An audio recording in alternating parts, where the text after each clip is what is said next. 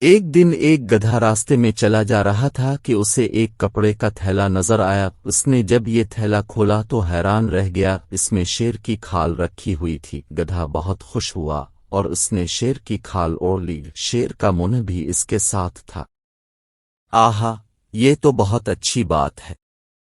اب میں کیسا لگ رہا ہوں یہ دیکھنے کے لیے گدھے نے قریبی تالاب میں جا کر اپنا عکس دیکھا۔ اب میں شیر بن گیا ہوں، اب میں ان سب کو مزہ چکے ہوا گا جو میرا مذاق الفاوتی تھے۔ گدھا بھاری قدموں سے جنگل میں داخل ہوا۔ پہلا جانور جس نے شیر یعنی گدھے کو دیکھا وہ تھا ہرن۔ شیر ہرن کانپتے ہوئے بولا اور خوف زدہ ہو کر درختوں کی طرف بھاگ گیا۔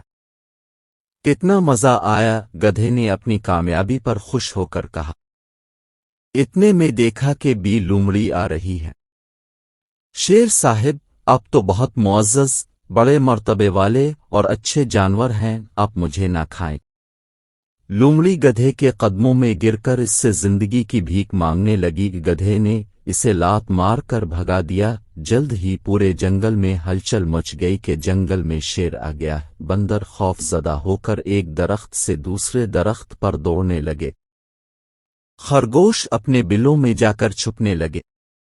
کتنے مزے کی بات ہے، اب مجھے انہیں شیر کی طرح دوڑ کر ڈرا دینا چاہیے، گدھے نے اپنے آپ سے کہا اور پھر شیر کی طرح دوڑا، لیکن شیر کی دوڑ کے بجائے الگ ہی آواز نکلی، ڈھینچوں ڈھینچوں۔